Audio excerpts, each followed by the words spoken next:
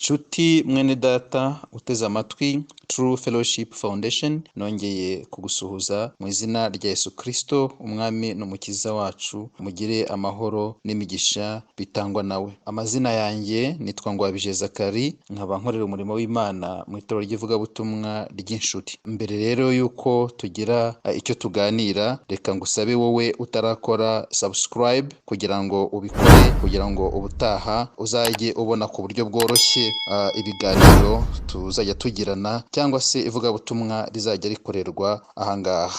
Uyu mwanya rero nifuje ko tuganira ku nsanganyamatsiko tuzamara igihe tuvugaho. Ntabwo tuyivugaho uyu munsi, ahubwo iramara igihe. Tuzayiganiraho mu gihe hafi cy'ukwezi cyangwa se ukwezi n'igice. Bizaterwa n'uko muzabikenera cyangwa se bizaterwa na comment muzajya mutanga kuri iki kiganiro. Icyo nifuje rero ko tuganiraho muri ibi bihe ni insanganyamatsiko igira iti icyo agakiza atari cyo. Iyi nsanganyamatsiko ifite umutwe uvuga ngo icyo agakiza atari cyo. Icyo abantu bitiranya ko ari agakiza ariko atari ko. Abantu kubera ko wabonye umuntu mu bintu runaka, wamubonye avuga gutya, yitwara gutya, akora gutya, cyangwa se wenda yakoze ibintu runaka, tugahita twanzura ngo uyu nguyu arakijijwe, ndetse tukananzura ngo uriya ntakijijwe. Ariko se mu by'ukuri icyo twita agakiza ni iki? Rero uyu mwanya icyo tuzaganiraho muri iyi minsi, iyi ntego, iyi nsanganyamatsiko iravuga ngo icyo agakiza atari cyo. Icyo twitiranya ko ari agakiza ariko atari ko. Rero muri iki kiganiro tuzarebera nyine hamwe icyo agakiza atari cyo, cyo benshi batekereza ko ari agakiza, ari ugukizwa ariko atari byo. Nanone nyuma yo gusesengura cyangwa se kuganira kuri icyo kintu abantu babona ko ari agakiza ariko atari cyo, tuzaganira nanone ku gakiza nyirizina. Ese agakiza ni iki? Gukizwa ni iki? Tuzabiganiraho. Nyuma tuzarebera hamwe noneho uwakijijwe, ukijijwe, ufite agakiza asa ati, yitwara ati, agenda ati, imibereho ye ni iyihe? Birumvikana niba hari ugukizwa hari no kudakizwa, niba hari ukijijwe hari n'udakijijwe. Mu mvugo ikunze kumvikana muri iki gihe bavuga ngo ni umupagani.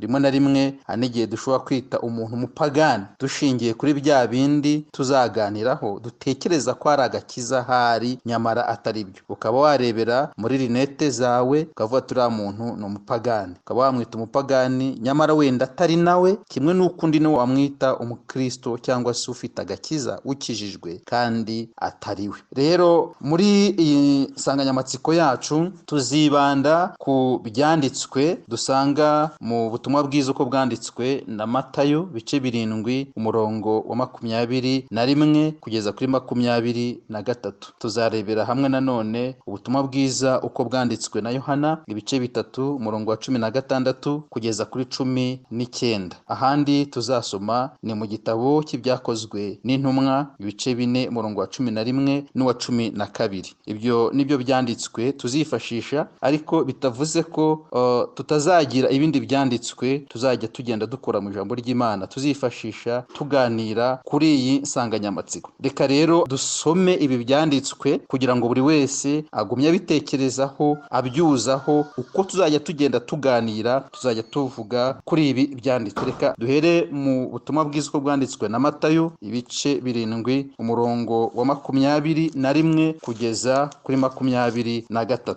Haranditse ngo, umuntu wese umbwira ati mwami mwami, si we uzinjira mu bwami bwo mu ijuru, keretse ukora ibyo data wo mu ijuru ashaka. Benshi bazambaza kuri uwo munsi bati, mwami mwami, ntitwahanuraga mu izina ryawe, ntitwirukanaga abadayimoni mu izina ryawe, ntitwakoraga ibitangaza byinshi mu izina ryawe? Nibwo nzaberurira nti, sinigeze kubamenya, nimumve imbere mwa nkozi z'ibibi mwe. Reka dusome nanone ubutumwa bwiza uko bwanditswe na Yohana, ibice 3 umurongo wa 16. Turasoma tugeze kuri 19. Dusome mu izina rya Yesu. Kuko Imana yakunze abari mu isi cyane, byatumye itanga umwana wayo w'ikinege, kugira ngo umwizera wese atarimbuka, ahubwo ahabwe ubugingo buhoraho. Kuko Imana itatumye umwana wayo mu isi gucira abari mu isi ho iteka, ahubwo yabikoreye kugira ngo abari mu isi bakizwe nawe. Umwizera ntacibwaho iteka, utamwizera amaze kuricirwaho, kuko atizeye izina ry'umwana w'Imana w'ikinege. Uko gucibwa w'iteka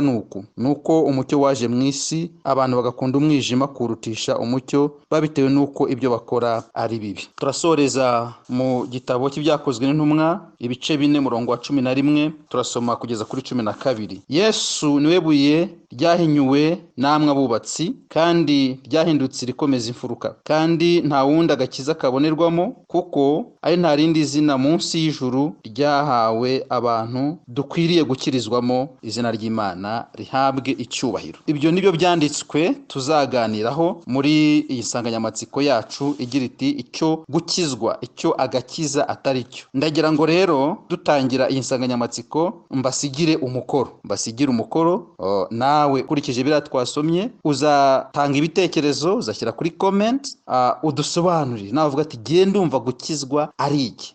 Rero benshi batekereza agakiza mu buryo butandukanye, batekereza gukizwa mu buryo butandukanye, ariko ndagira ngo uyu mwanya nawe udusobanurire se mu by'ukuri gukizwa ni iki. Uzandika muri comment zawe, udusobanurire ushingiye ku byanditswe byera, ushingiye ku gakiza ufite, udusobanurire uvuga uti nanjye ndi kumva gukizwa ari iki shingiye ku ijambo ry'Imana. Rero ndagira ngo twibaze ibibazo, ibi bibazo nibyo tuzagenda dusubiza uko tuzagenda tuganira. Ese koko gukizwa ni iki? Gukizwa se ni ukuba mu idini cyangwa itorero runaka ukaba uribarizwamo? Ese gukizwa ni ukubatizwa haba mu mazi menshi cyangwa make, cyangwa se ubundi buryo bwose bwo kubatizwa nko gukebwa, gusimbuka umuriro n'ubundi buryo bwose bwo kubatizwa? Ese agakiza ni icyo? Iyo bavuze ko umuntu akijijwe ni uko yabatijwe. Ikindi, ese gukizwa ni ukwambara imyambaro cyangwa imyenda runaka noneho ukagira indi utambara, ku buryo tubona umuntu yambaye ukuntu ukavuga turiya muntu arakijijwe, uriya muntu afite agakiza? Ese agakiza k'umuntu twagashingira ku byo yambaye, twagashingira kuko yambara mu buzima bwe bwa buri munsi? Uzadusubiza, tuzafatikanya turebere hamwe. Turimo turaganira agakiza, turimo turaganira gukizwa icyo ari cyo. Ese mu by'ukuri gukizwa ni ukwambara imyenda runaka?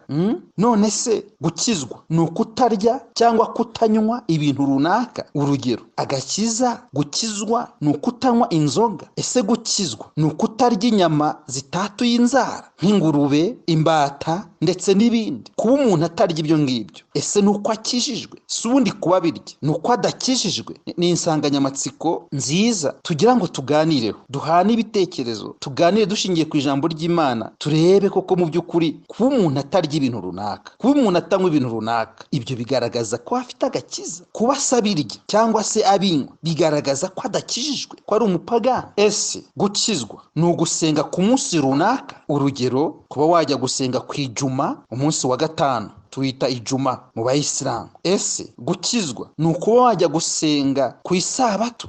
Cyangwa se gukizwa ni ukuba wajya gusenga ku wa mbere w'iminsi 7 ariko ku cyumweru, ku buryo wavuga ngo uriya muntu kubera ko asenga uyu munsi arakijijwe, kubera ko uriya muntu asenga iki gihe arakijijwe? Mu by'ukuri gukizwa ni iki? Gukizwa ni icyo se? Ndagira ngo tungurane ibitekerezo nshuti bavandimwe mudukurikiye. Ese gukizwa ni ugukora imirimo itandukanye mu rusengero? Urugero, gushumba, uburirimbyi, ubudiyakoni, gutanga icya 10 n'amaturo n'indi mirimo yose itandukanye. Ese gukizwa ni ibyo?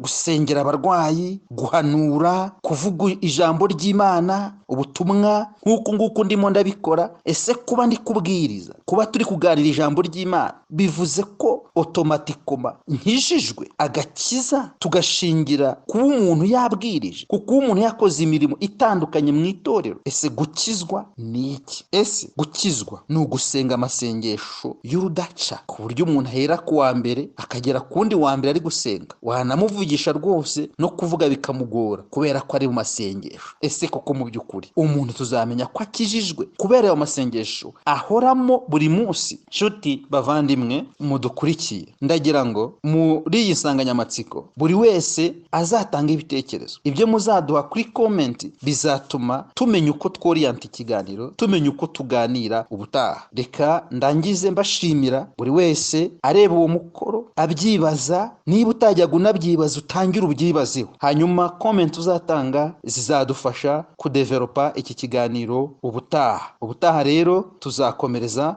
kuri ibi tumaze kuvuga, ariko tuzagenda tureba kimwe ku kindi dusubiza ibyo bibazo tumaze kubaza muri iyi nsanganyamatsiko. Murakoze, Imana ibaho umugisha, kandi nizera ko Mwuka w'Imana agumye kubana natwe. Reka dusenga Imana. Ndagushimiye Mana kubw'iyi nsanganyamatsiko ivuga ngo icyo gukizwa atari cyo. Rimwe na rimwe hari igihe dushobora kwibeshya ku gakiza, hari igihe dushobora kwibeshya ku kuvuka ubwa kabiri, hari igihe dushobora kwibeshya ku kwakira Kristo tukabihuza n'ibindi cyangwa tukabivanga n'ibindi. Ariko ndagusabye kugira ngo Umwuka Wera nk'umusobanuzi agumye kubana natwe, twifashishije ibyanditse twasomye ndetse n'ibindi dushobora gusoma mu ijambo ryawe, kuko ni byinshi bisobanura iyi nsanganyamatsiko. Uduhe imbaraga, uduhe ubwenge, uduhe ubumenyi bwo kumenya gusobanukirwa neza iyi nsanganyamatsiko. Ufashe buri wese uteze amatwi uyu mwanya kugira ngo agire uruhare muri iki kiganiro, kandi iki kiganiro kizasoze buri wese afite aho avuye